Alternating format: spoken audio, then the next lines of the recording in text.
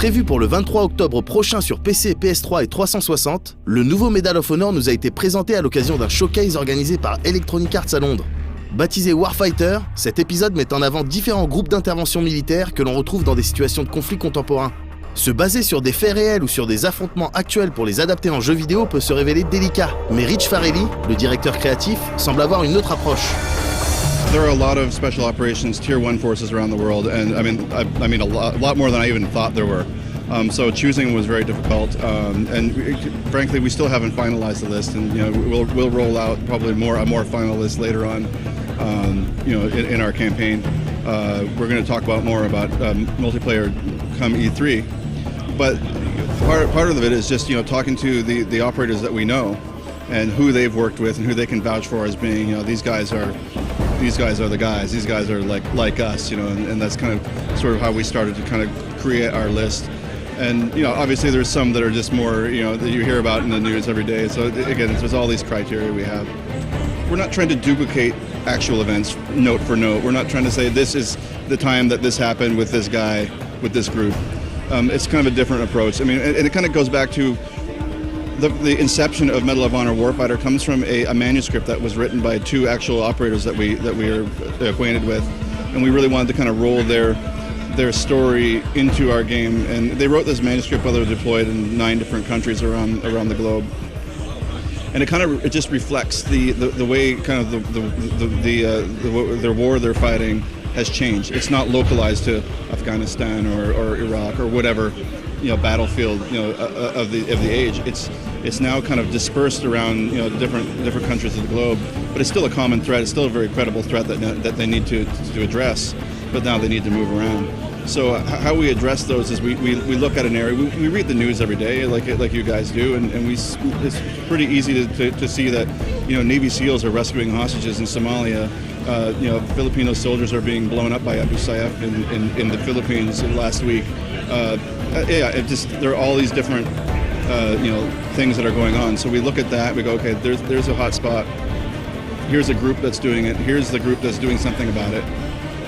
Here's kind of a plausible storyline that would fit within that, and then, or we go, here was an event that happened there. How can we take elements of that and make that and weave that into our storyline?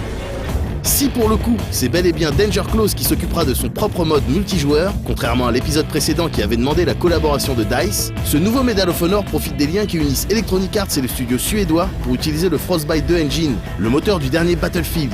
Un choix qui permet pas mal de choses d'un point de vue technique, comme nous l'explique Rich.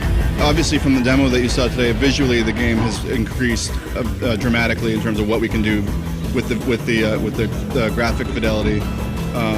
Just the destruction that we can do now in the levels with the micro destruction that we're doing is really adds to the player experience. You saw that we added the ocean water tech, which again with that powerful renderer, we're able to really make it look very, very nice. So there's a lot of stuff. The animation system is allowing us to make our AI look better and better. There's a number of things. Just because we're using the same paint doesn't mean our painting is going to look the same. We have a completely different art direction. We have a different art director. Completely different sort of ethos about how we make our game, and the style of our single player campaign, the style of how our levels are designed. Our weapon feel is different. There are so many things that are different besides the engine that we're not concerned at all.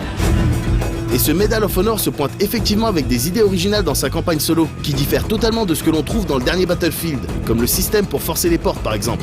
Working with our consultants, one of the things we noticed was they always talked about, we go into them, we breach the door. I went, whoa, you breached the door. What does that mean? So they start talking about all the different, I said, how do you breach a door? And he goes, well, what kind of door is it? Which way does it open?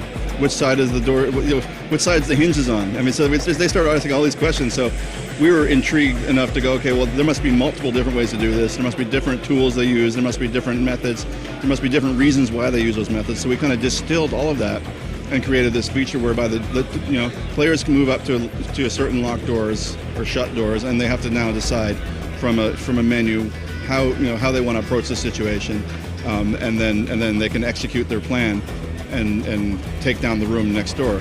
And they're not always going to be the same. There's going to be little surprises every time you come around the corner, because that's that's the way it is in real life with these guys. They don't have little cameras or little mirrors to look under the door. They're like, we're going in and whatever happens, happens. And these guys train for that every day.